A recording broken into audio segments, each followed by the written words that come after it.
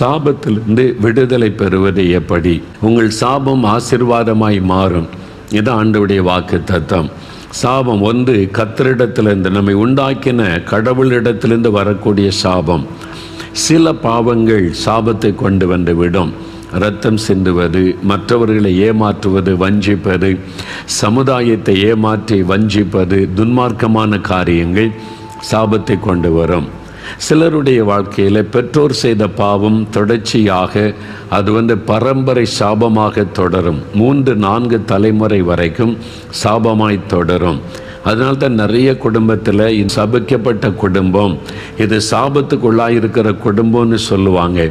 அந்த குடும்பத்தில் தொடர்ச்சியாக அந்த வியாதி இருக்குது.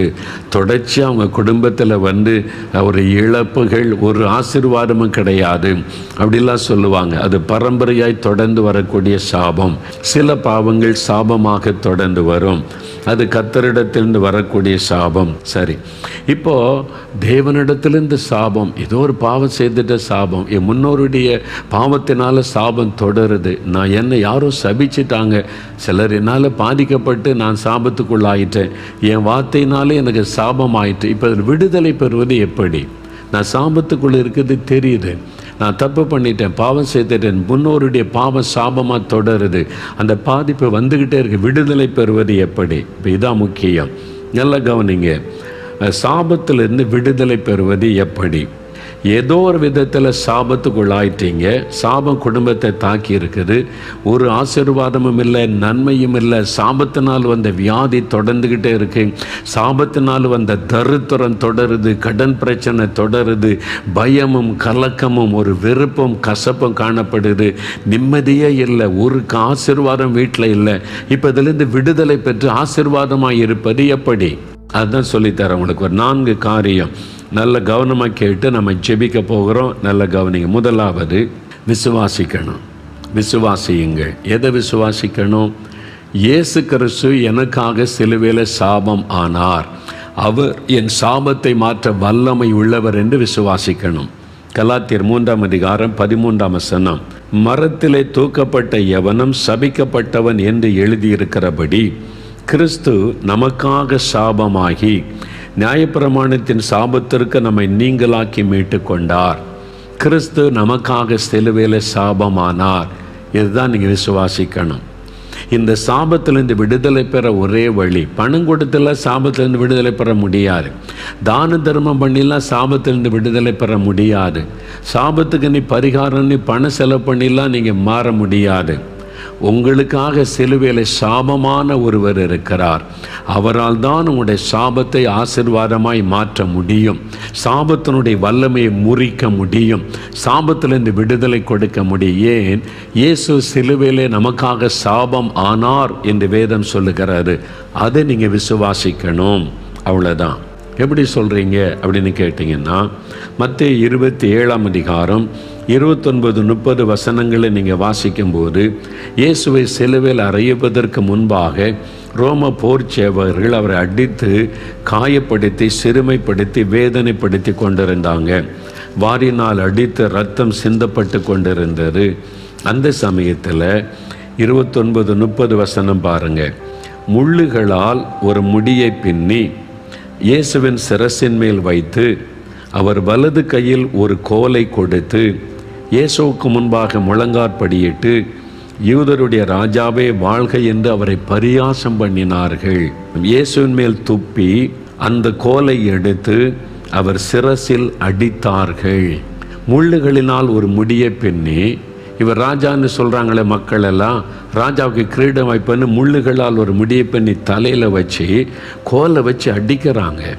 அந்த முற்கள் தலையில் அப்படியே பதிகிறது. அது விஷத்தன்மை உள்ள முள். அந்த குத்தி அந்த முட்கள் உள்ள பதிந்து முகமெல்லாம் ரத்தம் தலையிலிருந்து வடிகிறது. அந்த விஷம் அவருடைய உடம்பெல்லாம் பரவி அவருடைய உடல் முழுவதையும் வேதனைப்படுத்துகிறது. சாபம் அப்படித்தான். ஒரு விஷம் போல பரவிடும் நம்முடைய உடம்பில், நம்முடைய குடும்பத்துக்குள்ளே, நம்முடைய வாழ்க்கையில் அப்படியே ஒரு விஷம் போல பரவி அழித்து விடக்கூடியது இந்த சாபம். அப்போ அந்த சாபம், இந்த மக்கள் மேலே இருக்கிற சாபம் என் மேலே வரட்டும்.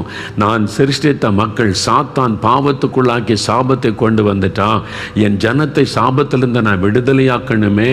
இந்த சாபம் என் மேலே வரட்டும், என் தலையில் ஏற்றுக்கொள்ளுகிறேன் என்று முழு உலக மக்களின் சாபங்களை தன்மேலே இயேசு ஏற்றுக்கொண்டு சிலுவையிலே சாபமானார் என்று வசனம் சொல்லுகிறாரு.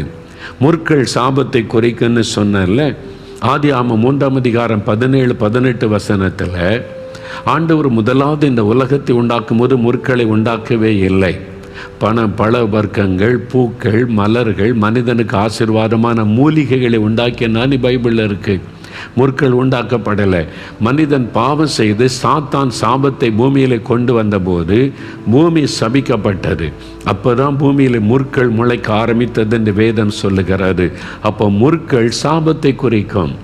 நிறைய முள்ளு மரம் இருக்குன்னு வைங்களேன், அந்த பகுதியை சாபிக்கப்பட்டதாக இருக்கும். பாருங்கள், வறட்சி ஆயிரும். நீங்களே பாருங்களேன், அது மாதிரி முள்மரமே இல்லாத இடம் பார்த்திங்கன்னா செழிப்பாக இருக்கும். அது சாபத்தை குறிக்க. சில தேசத்தில் முள்மரமே இருக்கிறதில்லை. நம்ம நாட்டில் சில பகுதிகளில் நிறைய முள்ளு மரங்கள், அந்த இடம்லாம் வறட்சியாக இருப்பதை நீங்கள் பார்ப்பீங்க. அது சாபத்தை குறிக்கிற ஒரு காரியம். ஆனால் எந்த சாபத்தையும் மாற்ற இயேசுவால் முடியும். அது உங்கள் பாவத்தினால் உண்டான சாபமாக இருக்கலாம்.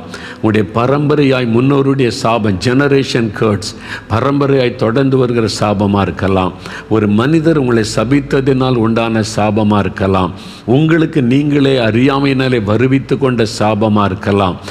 எந்த சாபத்தையும் முறித்து அதை மாற்றக்கூடிய வல்லமை இயேசுவின் இரத்தத்திற்கு உண்டு. அவர் அதற்காக தான் சிலுவையில் சாபமானார். இதை நீங்கள் விசுவாசிக்கணும். எனக்காக இயேசு சிலுவையில் சாபமானார். அவர் எனக்கு இந்த சாபத்திலிருந்து விடுதலை தருவார் என்று முதலாவது விசுவாசித்தீங்கன்னா இன்றைக்கு உங்களுடைய சாபத்திலிருந்து விடுதலை பெற்றுக்கொள்ள முடியும். உபாகமம் 23:5 வசனத்தில் ஆண்டவர் சொல்லுகிறார், உங்கள் சாபத்தை அவர் ஆசீர்வாதமாய் மாற்றுகிறவர். அவர் சாபத்தை முறிக்கிறவர் மாத்திரமல்ல, அந்த சாபத்தை அவர் ஆசீர்வாதமாய் மாற்றுகிறவர்.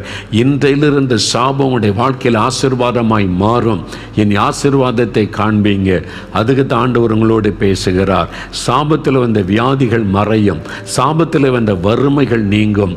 சாபத்தில் வந்த தோல்விகள், ஏமாற்றங்கள், தடைகள் எல்லாம் நீங்கி இனி ஒரு சந்தோஷம், மனமகிழ்ச்சி, ஆசீர்வாதம், செழிப்பு, நன்மை உண்டாகும்.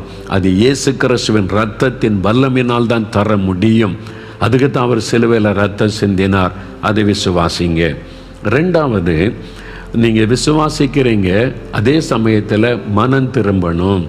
எதனால் இந்த சாபம் வந்தது? உங்களுடைய பாவத்தினால் அந்த சாபம் வந்தால் பாவத்தை விட்டு மனம் திரும்பணும். ஆண்டவரே, என் பாவத்தை மன்னிச்சிருங்க, நான் இந்த பாவத்தை செய்துட்டேன், சமுதாயத்துக்கு தீங்கு விளைவிச்சிட்டேன், நான் கலப்படம் பண்ணி பணம் சம்பாதிச்சிட்டேன், கள்ளத்தனமாக பணம் சம்பாதித்து சமுதாயத்தை பாதித்து உண்டாக்கிட்டேன், இவங்களை ஏமாற்றிட்டேன், அவங்கள ஏமாற்றிட்டேன், என்னை மன்னிங்கன்னு அந்த பாவத்தை விட்டு மனம் திரும்பணும். பாவத்தை அறிக்கை செய்ய விட்டு விடணும்.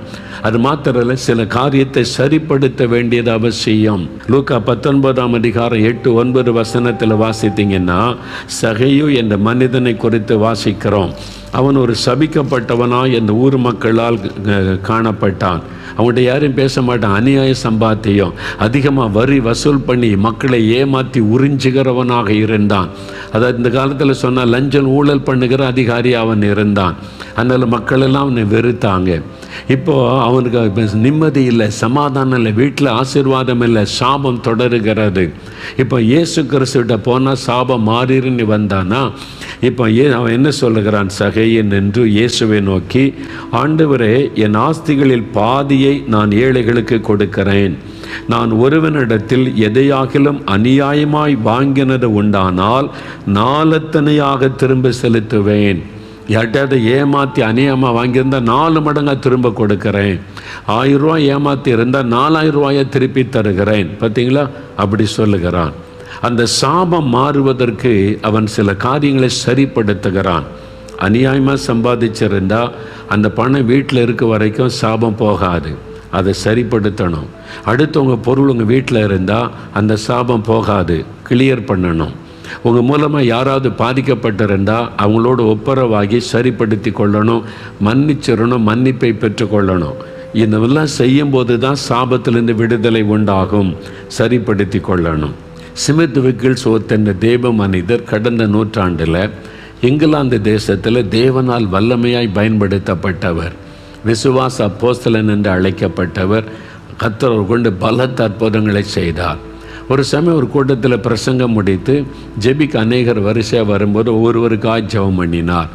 அவர் கரமைத்து ஜெபிக்கும் போது பலத்த அற்புதம் நடக்கும். ஒரு மனிதர் வந்தார், எனக்கு இப்படி ஒரு வியாதி, டாக்டர்ஸ்கிட்ட போனால் என்னென்னவோ மருந்துகள், என்னென்னவோ ட்ரீட்மெண்ட் எல்லாம் எடுத்து பார்த்துட்டு சுகமே ஆக மாட்டேங்குது, என்ன பண்ணன்னு தெரியலன்னு டாக்டர்ஸ் சொல்கிறாங்க, ஆனால் நான் பாதிக்கப்பட்டு கொண்டிருக்கிறேன், எனக்காக ஜெபம் பண்ணுங்கன்னு சொன்னார். இந்த ஸ்மித் விக்கில் சொன்ன தேவ மனிதர் அவருக்காக ஜெபிக்க கண்ணை மூடின போது திடீர்னு ஆண்டவர் ஒரு காட்சியை காண்பித்தார். உடனே கண்ணை திறந்து அவரை பார்த்து கேட்டார், 10,000 பவுண்டு என்று ஆண்டவர், இங்கிலாந்தில் பவுண்டு அதான் அவனுடைய மணி பேர், நம்ம ரூபாய்ன்றல பவுண்டு, 10,000 பவுண்டு என் கண் முன்னால் தேவன் ஒரு காட்சியை காண்பிக்கிறார். 10,000 பவுண்டுக்கும் உனக்கு என்ன சம்பந்தம்? இதில் ஏதோ ஒரு காரியம் இருக்கும், வியாதிக்கும் அதுக்கு சம்பந்தம் இருக்கிறது. 10,000 பவுண்டுன்னு எனக்கு ஆண்டவர் காண்பிக்கிறார், என்ன விஷயம் என்று கேட்டார். அவர் நடுங்கி போனார். அவர் சொன்னார், ஐயா, என் சகோதரன் நான் சேர்ந்து தான் பிஸ்னஸ் பண்ணோம், சேர்ந்து தான் சம்பாதிச்சோம். என் சகோதரன் சமீபத்தில் மரித்து விட்டான். அவன் மரித்ததுனால சொத்தெல்லாம் பகிர்ந்து என் சகோதரனுடைய மனைவி பிள்ளைகளுக்கு வீடு நிலங்கள் சிலதெல்லாம் கொடுத்தேன். ஆனால் பேங்கில் 20,000 பவுண்டு இருக்கிறது. அதில் 10,000 பவுண்டு என் சகோதரன் மனைவிக்கு தான் போனேன், அந்த விதவைக்கு. நான் சொல்லிட்டேன், உங்களுக்கு வீடு தந்திருக்கேன், நிலம் தந்திருக்கிறேன், பணம் தரமாட்டேன்னு சொல்லிட்டேன். அப்போ நியாயமாக அந்த விதவைக்கு கொடுக்க வேண்டிய 10,000 பவுண்டை தரமாட்டேன்னு ஏமாற்றிட்டார். அதைத்தான் காமிச்சிருக்கிறாரோ? அதுதான், நீ ஒருத்தரை ஏமாற்றி பணம் எடுத்திருக்கிறல்ல, ஒரு விதவை ஏமாற்றிருக்கல்ல, உன் சொந்த சகோதரனை ஏமாற்றி வஞ்சித்திருக்கிறல்ல, அதான் இந்த வியாதி. சாபம் வந்து விட்டது. உன்னை யாரும் காப்பாற்ற முடியாது, எந்த ஆஸ்பத்திரியும் காப்பாற்ற முடியாது. ஒரே வழி, அந்த $10,000 கொண்டு போய் என் சகோதரன் மனைவிகிட்ட கொடுத்து என்னை மன்னிச்சிரு, ஆசீர்வதின்னு கேளு, அப்போ தான் உனக்கு வியாதி மாறும். அதான் ரிசல்ட்டு. இதை சரிப்படுத்தணும். பார்த்தீங்களா, நிறைய பேர் நினைக்கிற எல்லா பாவமும் செஞ்சுட்டு ஏசிக்கிட்டு வந்து மன்னிச்சிருங்கன்னு கேட்டால் மன்னிச்சிருவார், பல்லத்து போலாம் நினைக்கிறாங்க. போக முடியாது ஐயா. சகையு பாருங்க, ஆஸ்திகளில் பாதி ஏழைகளுக்கு கொடுக்கிறார், அநியாயமை வாங்கினதை 4 மடங்காக திருப்பி கொடுக்கிறார். நிறைய பேர் நம்ம உணர்வதே இல்லை. ஏதோ ஒரு காரணம் இருக்கிறது. யோசிங்க, காரணம் இல்லாமல் இட்ட சாபம் தான் தங்காது. ஒரு காரணம் இருந்தால் அது உங்களை பாதித்து கொண்டே இருக்கும். நீங்கள் ஏன் பாதிக்கப்பட்டு கொண்டே இருக்கிறீங்க? ஏன் சுகமாக மாட்டேங்க? ஏன் டாக்டர்ஸால் கண்டுபிடிக்க முடியல? ஏன் மருந்துகள் வேலை செய்ய மாட்டேங்குது? யோசித்து பாருங்க. சரிப்படுத்தணும். இதை நிறைய பேர் யோசிக்கிறதே இல்லை. நிலங்கள், பொருட்கள், அது மாதிரி சில பணம், உங்களுடைய சகோதரனுடைய சொத்து உங்கள்கிட்ட இருக்கக்கூடாது. ஒரு விதவுடைய சொத்து உங்களுடைய நியாயமாக பிரித்து கொடுத்தீங்களா? அவங்கள ஏமாற்றிட்டீங்களா? அது சாபமாகிவிடும். ஆண்டவர் எல்லாத்தையும் பார்த்து கொண்டு இருக்கிறார். மனிதனை ஏமாற்றிடலாம், ஆண்டவர் ஏமாற்ற முடியாது. நீங்கள் காணிக்க கொடுத்தெல்லாம் அவரை சமரசம் பண்ண முடியாது. சரிப்படுத்தி கொடுக்க வேண்டியதை திருப்பி கொடு. அவன் நிலத்தை கொடுத்துரு, அவன் பணத்தை திருப்பி கொடு. அப்போ தான் அந்த சாபம் மாறும். அப்போ மனம் திரும்பணும். அடுத்தவங்க பொருளை திருடி வச்சுக்கிட்டு கர்த்தரே மன்னிச்சிருங்க, ஆசீர்வதிங்கன்னா எப்படி ஆசீர்வாதம் வரும்? இயேசு கிறிஸ்துகிட்ட அதெல்லாம் நடக்காது. சரிப்படுத்தணும். 3வது, இயேசுவை நீங்கள் ஏற்றுக்கொள்ளணும். அவர் தான் சாபத்தை மாற்ற முடியும். அவர் மூலமாக தான் சாபம் ஆசீர்வாதமாக மாற முடியும். அப்போ ஆசீர்வதிக்கிற ஆண்டவர் உங்களுடைய வாழ்க்கையில் வரணும். அவர் தான் சாபத்திலிருந்து விடுதலை கொடுத்து உங்களுடைய லைஃப்பை ஆசீர்வாதமாய் மாற்றக்கூடியவர். வெளிநாடு ஒன்றில் ஒரு கணவன் மனைவி, நல்ல ஆண்டவருடைய பிள்ளைகள், ஜெபிக்கிறவங்க, விசுவாசிகள். அவங்களுக்கு ஒரு பையனும் ஒரு பொண்ணு, 2 குழந்தைகள். ஆஸ்பத்திரியில் ஒரு குழந்தை அனாதையாக விடப்பட்டு விட்டார். தாய் போட்டு விட்டு போய்விட்டாள். அதை கேள்விப்பட்டு இவங்க போய் அந்த குழந்தையை தத்தெடுத்து கொண்டாங்க. சரி, பெண் குழந்தை நாங்கள் தத்தெடுத்து கொள்ளுகிறோம், எங்கள் வீட்டில் குழந்தையாக வளரட்டும்னு சொல்லி சொந்த குழந்தை 3வது குழந்தையாய் வளர்த்து வந்தாங்க. நல்ல அவங்க சர்ச்சுக்கு போவாங்க, ஜெபிப்பாங்க, பிள்ளைகளெல்லாம் ஆவிக்குரிய வாழ்க்கையில் வளர்த்து வந்தாங்க. எல்லாம் நல்லா போச்சு. 3 பிள்ளைகளும் டீனேஜ் பருவம் வந்த உடனே தத்தெடுத்த அந்த பெண் குழந்தை வழி தவற ஆரம்பித்தாள், தப்பாய் நடக்க ஆரம்பித்தாள், உலக போக்கிலே போக ஆரம்பித்தாள். இவங்க ரொம்ப பாரமாயிற்று. மற்ற 2 பிள்ளைகளும் நல்லா இருக்காங்க. இந்த பிள்ளை மாத்திரம் பாவத்தில் ஒரு மாதிரி கேடான வழிகளிலே போகிறாள், தாறுமாறாய் நடக்கிறாள். பாய் ஃப்ரெண்டு, குடிக்கிறது, வெறிக்கிறது, அப்படிலாம் போகிறாள். இவங்க கூப்பிட்டு சொன்னாங்க, நம்ம ஆண்டவருடைய பிள்ளைங்க உலக மக்களைப் போல் இருக்கக்கூடாது, நம்ம ஆண்டவருடைய பிள்ளைகள் எவ்வளோ சொல்லி பார்த்தாங்க, சரின்னுமா அப்படி தான் வாழுவாள். அப்போ ரொம்ப இவங்களுக்கு துக்கமாகி விட்டது. இவளை சொன்னாலும் கேட்க மாட்டேங்கிறா, கண்ட்ரோல் பண்ண முடியல, என்ன பண்ணுறது? இவங்க ஆண்டவர்கிட்ட போய் தாயும் தகப்பனும் உபவாசம் பண்ணி ஜெபித்தாங்க. ஆண்டவரே, இந்த மகள் இப்படி பண்ணுறாளே, நாங்கள் என்ன செய்கிறது? அப்போ ஆண்டவர் ஒரு காரியத்தை வெளிப்படுத்தி காண்பித்தார். நீங்கள் தத்தெடுத்து வளர்த்தீங்களே அந்த மகள், அவளுடைய தாய் ஒரு வேசியாக வாழ்க்கை வாழ்ந்தவள். அவள் ஒழுக்கக்கேடான வாழ்க்கை வாழ்ந்து ஒரு வேசிக்கு பிறந்த குழந்தை அது. அவள் இந்த பாவத்தில் பிறந்ததுனால அந்த தாயினுடைய கேர்ட்ஸ் ஃபாலோ பண்ணுது, அந்த சாபம் அவளை தொடருகிறது. அதனால் அந்த டீனேஜ் பருவம் வந்த உடனே அந்த ஆவி அவளை தாக்கி அவளை பாவத்துக்குள்ளே கொண்டு போகிறது. அது சாபத்தினால் வந்தது. அப்போ தான் அவளுக்கு ரகசியம் வெளிப்படுத்தப்பட்டது. இப்படி ஒரு காரியம் இருக்குதா ஆண்டவரே, அப்போ நாங்கள் என்ன பண்ணுறது? இந்த மகளை சரிப்படுத்த ஆண்டவர் ஒரு ஆலோசனை கொடுத்தார். அவகிட்ட விவரத்தை சொல்லி அவள் தான் தீர்மானம் எடுக்கணும், ஒன்று சாபமா ஆசீர்வாதமா. அவள் எனக்குள்ளே வந்தால் ஆசீர்வாதம், நான் இப்படி தான் வாழ்வேன் என்றால் சாபம். அவள் தான் முடிவெடுக்கணும். அவளை முடிவெடுக்க வைத்து நீங்கள் ஜெபிச்சிங்கன்னா என் இரத்தத்தின் வல்லமினால் சாபம் மாறும் என்று ஆண்டவர் சொன்னார். ஒரு நாள் இந்த மகள் வந்த உடனே உட்கார வைத்து தாயின் தகப்பன் உட்கார்ந்து அப்போ தான் சொன்னாங்க, நீ எங்களுக்கு பிறந்த பிள்ளை அல்ல, உன் ஆஸ்பத்திரிலேருந்து தத்தெடுத்து கொண்டு வந்தோம். நீ ஏன் இப்படி தாறுமாறாக நடக்கிறேன்னு ஆண்டவர்கிட்ட ஜெபித்த போது ஆண்டவர் எங்களுக்கு தெளிவாக ஒரு காரியம் சொன்னார். உன்னுடைய தாய் அவள் விபச்சார வேசித்தனத்திலே வாழ்ந்து அதில் பிறந்த குழந்தை தான் நீ, அதனால தான் ஆஸ்பத்திரியில் போட்டு விட்டு போய்விட்டாள். இப்போ உன்னுடைய தாயினுடைய பாவம் சாபமாய் உன்னை தொடருது. அதனால் தான் அந்த குறிப்பிட்ட வயசு வந்த உடனே அந்த சாபம் உன்னை தாக்கி சாத்தான் அதன் மூலமாய் உன்னையும் வழி தப்ப பண்ணுகிறான் அப்படின்னு அவள் அழுதாள். இவங்க சொன்னாங்க, இப்போ 2ல் 1, நீ தான் தீர்மானிக்கணும். இல்லை நான் அப்படி தான் இருப்பேன், இஷ்டப்படி என்னை விட்டுருங்க அப்படின்னா நீ சாபத்தில் போகணும். இல்லை இதுலேருந்து எனக்கு விடுதலை வேணும், எங்கள் தாய் மாதிரி நான் இருக்க வேண்டாம், நான் விடுதலை ஆகணும்னு விரும்பினா இயேசுக்கு ஒன்று ஒப்புக்கொடு. நீ இயேசுக்குள்ளே வந்துட்டா ஆண்டவர் இந்த சாபத்தின் கட்டை அறுத்து தன்னுடைய ஆசீர்வாதத்தை உனக்கு தருவார். என் பிள்ளைங்க எப்படி இருக்காம அது மாதிரி நீ ஆகிவிடலாம் என்று நீ தான் முடிவு எடுக்கணும், நாங்கள் உன்னை கட்டாயப்படுத்தலை சொன்ன. அவள் யோசித்து ஒரு முடிவு எடுத்தாள். நான் இந்த சாபத்தில் போக விரும்பலை, நான் இயேசுக்குள்ளே வர்றேன், என்னை ஆசீர்வதிக்கணும். அவள் முழங்கால் படியிட்டாள். தாய் தகப்பனு கை வைத்து அவளுக்காய் கண்ணீரோடு ஜெபித்தாங்க. இன்று கூட அந்த சாப கட்டுகள் அழிக்கப்படட்டும், இயேசுவின் இரத்தத்தினால் சாப கட்டுகள் அறுக்கப்படட்டும் நீ இரத்தத்துக்குள் ஒப்பு கொடுத்து ஜெபித்தாங்க. அவ்வளோதான். அந்த நாளில் இருந்து அவருடைய சுபாவம் மாறிவிட்டது, குணங்கள் மாறிவிட்டது. தேவனுடைய பிள்ளையாய் மாறி நல்ல மற்ற பிள்ளைகளைப் போல நல்ல பரிசுத்தத்திலே வளர ஆரம்பித்து விட்டாள். சாபக்கட்டு அறுக்கப்படாட்டா பிள்ளைகள் அப்படி தான். இன்றைக்கி நிறைய பிள்ளைகள் வழி தப்புறாங்க, குடிக்கிறாங்க, துன்மார்க்கத்தில் போகிறாங்க. தகப்பனுடைய பாவம் தொடர்ந்து சாபமாய் வரக்கூடும். அந்த கட்டை நீங்கள் அறுக்காட்டா அவங்க விடுதலை உண்டாகாது. சில நோய்கள் சாபமாய் சந்ததியாய் தொடரும். அது நீங்கள் அந்த கட்டுகள் அறுக்கப்பட ஜெபிக்காட்டா அது தொடர்ந்து உங்களை பாதித்து கொண்டே இருக்கும். வறுமை, இழப்புகள், நஷ்டங்கள், மரணங்கள் என்று தற்கொலை, சில குடும்பத்தில் தொடர்ந்து தற்கொலை. ஐயோ ஒருத்தருக்கு மாத்திரம் தற்கொலை பண்ணி சாகுறான், வருஷத்தில் ஒருத்தர் செத்துக்கிட்டே இருக்காங்கம்பாங்க. அது ஒரு சாபம். அந்த சாபத்தில் கிரியை செய்கிற ஆவி. அப்போ இயேசுக்கு உங்களை ஒப்பு கொடுத்து அவருக்குள்ளே வரும்போது அவருடைய ஆசீர்வாதத்துக்குள்ளே நீங்கள் வர்றீங்க. அவர் தான் சாபத்தை மாற்றி ஆசீர்வதிக்கிற தேவன். சாபத்தில் இந்த விடுதலை இலவசம். இந்த பரிகாரன்ற பேரில் எத்தனை லட்சம் செலவு பண்ணாலும் பணம் செலவு பண்ணி விடுதலை பெறவே முடியாது, அறிந்து கொள்ளுங்க. பாவத்தில் இந்த விடுதலை, சாபத்தில் இந்த விடுதலை இலவசம். அது ஆண்டவர் நமக்கு கொடுக்குற ஆசீர்வாதம். பணம் கொடுத்தல வாங்க முடியாது. அது பிசாசனுடைய தந்திரம், ஏமாற்றுகிற காரியம். அதனால் விடுதலை வராது. கடைசியாக 4வது ஒரு காரியம், இப்போ என்ன செய்யணும்? ஜெபிக்கணும். முதல்ல விசுவாசிங்க, 2வது மனம் திரும்புங்க, 3வது இயேசுவுக்கு உங்களுடைய வாழ்க்கையில் இடம் கொடுத்து அவருக்குள்ளே வந்துடுங்க. 4வது ஜெபிக்கணும், அறிக்கை செய்து ஜெபிக்கணும். எப்படி ஜெபிக்கணும்? ஆண்டவரே, இந்த சாபத்தை சிலுவையில் சுமந்தீங்க, உம்முடைய இரத்தத்தினால சாபத்தில் விடுதலை உண்டுன்றதை விசுவாசிக்கிறேன். இப்போ என் மேலே, என் குடும்பத்தின் மேலே இருக்கிற சாபக்கட்டுகள் அறுக்கப்படணும். என் பிள்ளைகளை தொடர்ந்து வருகிற சாபக்கட்டு அறுக்கப்படணும். இயேசுவின் நாமத்தில், இயேசுவின் இரத்தத்தின் வல்லமை எங்கள் மேலே, எங்கள் குடும்பத்தின் மேலே கிழிக்கப்படட்டும், இன்றைக்கு இயேசு கிறிஸ்துவின் நாமத்தில் இந்த சாபக்கட்டு அறுக்கப்படட்டும்னு ஜெபிக்கும் போது கட்டுகள் அறுக்கப்படும். உடனே மாற்றம் உண்டாவதை நீங்கள் காண்பீங்க.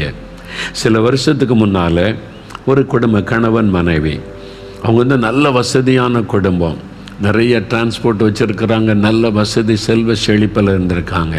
திடீரென்று ஒவ்வொன்றாக இழந்து கொண்டே வந்தாங்க. நஷ்டங்கள், இழப்புகள், அப்படியே பண கஷ்டம் வரைக்கும் வந்து விட்டார். வியாதி, அப்படி அந்த சகோதரி மனைவிக்கு 7 விதமான வியாதியாம். ஹார்ட்டில் ப்ராப்ளம், லங்ஸில் ப்ராப்ளம், லிவர் ப்ராப்ளம், கர்ப்பப்பையில் பிரச்சனை, 7 விதமான நோய்க்கு இவ்வளோ மாத்திரை சாப்பிடும். கை நிறையா ஃபேமிலி டாக்டர் சொல்லிட்டான், எல்லாம் செக் பண்ணிட்டு இவ்வளோ பாதிப்பு இருக்குது என்ன. அப்போ நஷ்டம் ஒரு பக்கம், இழப்பு ஒரு பக்கம், அதனால் அவமான நிந்த அந்த வியாதி ஒரு பக்கம். அவங்க நினச்சாங்களே யாரும் நமக்கு பில்லி சூன்யம் பண்ணிட்டாங்க, மந்திரம் பண்ணிட்டாங்க, அதனால தான் நம்ம பாதிக்கப்படுறோம்னு சொல்லி 4 மாவட்ட ஜெபத்துக்கு வந்தாங்க, திறப்பின் வாசல் ஜெபத்திற்கு. அப்போ வந்திருக்கும் போது அன்றைக்கு சாபத்தை குறித்தும் சாபத்திலிருந்து விடுதலை பெறுவதை குறித்து நான் பிரசங்கம் பண்ணி இருக்கிறேன். அதை கேட்ட உடனே அவங்களுக்கு ஒரு வெளிச்சம் தெரிந்தது. இது பில்லி சூனியத்தினால் வந்ததல்ல, மந்திரத்தினால் பாதிப்பு அல்ல, இது சாபம். நம்ம செய்த சில பாவத்தை ஆண்டவர் உணர்த்தி இருக்கிறார்.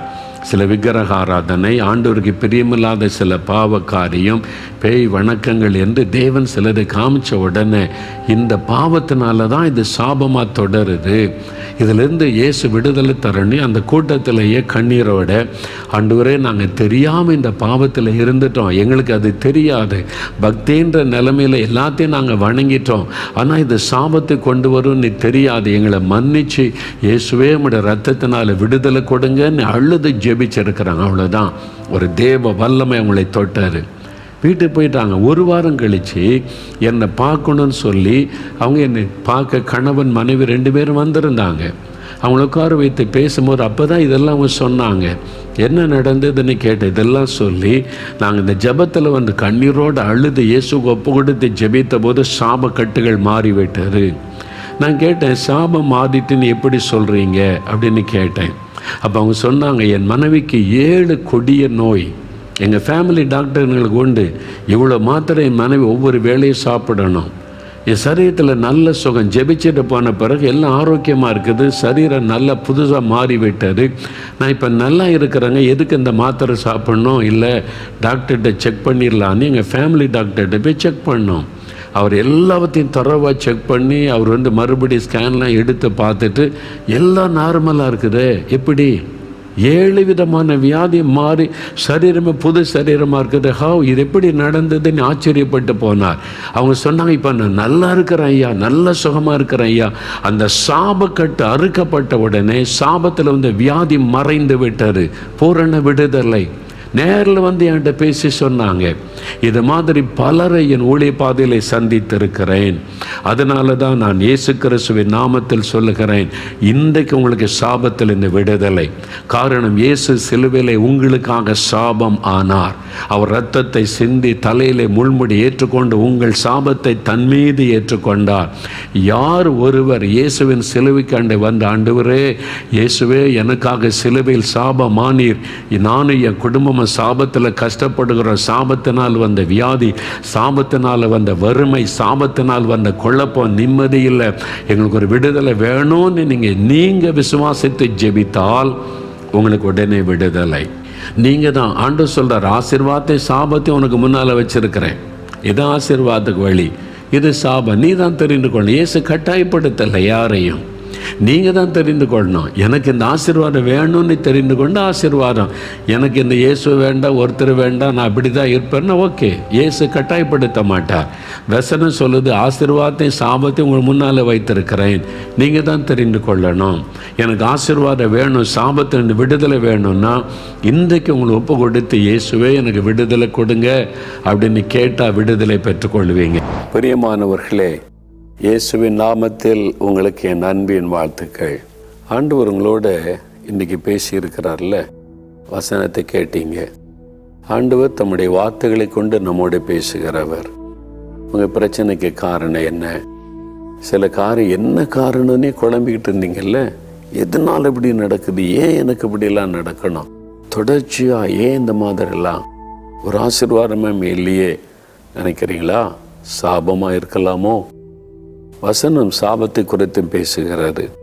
இயேசு சிலுவையிலே நம்முடைய சாபத்தை கூட சுமந்தார் என்று வேதத்தில் வாசித்தோம்ல. அப்போ நம்முடைய சாபத்தை அவர் சுமந்தார்னு என்ன அர்த்தம்? சாபம் என்கிற ஒரு காரியம் மனுக்குலத்துக்கு பாதிப்பை உண்டாக்குகிறாரு. அப்போ ஏதோ ஒரு காரியம் சாபமாய் தொடர்ந்து வந்திருக்கலாம் உங்கள் வாழ்க்கையில். சிலருக்கு ஜெனரேஷன் கர்ட்ஸ், பரம்பரையாய் தொடர்ந்து வருகிற சாபம். அந்த சாபம் வந்துட்டால் சிலருக்கு பரம்பரையாக வியாதி தொடரும், வறுமைகள் தொடரும், நஷ்டங்கள் தொடரும், இழப்புகள் தொடரும், அவமானங்கள் தொடரும், அப்படியே பாதிப்புகள் 3ஆம் 4ஆம் தலைமுறை வரைக்கும் கூட தொடரும். அது மாதிரி சாபத்தினால் உண்டான பாதிப்புகள் இருக்கலாம். எல்லாத்தையும் இயேசு சிலுவையில் சுமந்துட்டார். இனி நீங்கள் சாபத்துக்குள்ளே இருக்குன்னு அவசியமே கிடையாது. நீங்கள் விடுதலை பெற என்ன செய்யணும்? இயேசு என் சாபத்தெல்லாம் சுமந்துட்டா நீ விசுவாசிக்கணும். 2வது, இயேசுவே என் சாபத்தை சுமந்ததற்காக ஸ்தோத்திரம்னு சொல்லி உங்களுடைய இரத்தத்தின் வல்லமினால் அந்த சாபக்கட்டை அழிச்சு போடுங்க, அதை எடுத்து போடுங்கன்னு நீங்கள் ஜெபிக்கணும். விசுவாசத்தோடு ஜெபிச்சுட்டா ஆண்டவர் இந்த அற்புதத்தை செய்தருவார். ஒருவேளை சில சாபத்துக்கான காரணம் தெரிஞ்சுன்னா மனம் திரும்பி அந்த பாவத்தை விட்டு விட வேண்டும். அப்படி ஒப்பு கொடுத்து ஜெபிக்கணும். இப்போ ஜெபிக்கலாமா? உங்கள் வாழ்க்கையில் சாப கிரியைகள் இருக்கிறதா? நெஞ்சில் கை வைத்து கொள்ளுங்க. இருதயத்தில் கை வைத்து கொண்ட ஆண்டவரே, என் குடும்பத்தின் மேலே இருக்கிற சாபம், என் மேலே இருக்கிற சாபம், என் பிள்ளைகளை தொடர்கிற சாபம், இந்த கிரியைகள் எல்லாம் அழிக்கப்படணும். நாங்கள் இன்றைக்கு ஜெபிக்கிறோன்னு சொல்லி என் கூட சேர்ந்து ஜெபிக்கணும். சரி, அப்படியே கண்களை மூடுங்க. இருதயத்தில் கை வைத்து கொள்ளுங்க. தகப்பனே, இந்த மகனுக்காக மகளுக்காக ஜெபிக்கிறேன், இந்த குடும்பத்துக்காக ஜெபிக்கிறப்பா. சாபத்தினால பாதிக்கப்பட்டு ஒரு நிம்மதியும் இல்லை, ஒரு ஆசீர்வாதம் இல்லை என்று கலங்கி கலங்கி கலங்கி உந்த பிள்ளைகள் வேதனையோடு இருக்கிறதை நீர் பார்க்கிறீர். நீர் சிலுவையில் சாபமானதை நினைத்து நான் ஜெபிக்கிறேன். இந்த பிள்ளைகளுக்கு சாபத்திலிருந்து விடுதலை கொடுக்க நீர் சாபத்திற்கு பரிகாரி ஆகிய சிலுவையிலே உம்மை பலியாய் கொடுத்தீர். அதை நினைத்தருளுவீராக. இப்பொழுது உம்முடைய இரத்தத்தின் வல்லமை இவர்களுக்குள் இறங்கட்டும். இயேசுவின் நாமத்தில் சாப கட்டுகள் அறுக்கப்பட்டு போகட்டும். அந்த சாபத்தில் கிரியை செய்கிற பொருளாதார ஆவியின் கிரியைகள் இயேசுவின் நாமத்தில் அழியட்டும். உம்முடைய இரத்தத்தை அவள் மேலே தெளித்து நான் ஜெபிக்கிறேன். எல்லா சாபங்களும் ஆசீர்வாதமாய் மாறட்டும். சாப கட்டுகள் அறுக்கப்படட்டும். சாபத்தின் வல்லமைகள் விலகி போகட்டும்.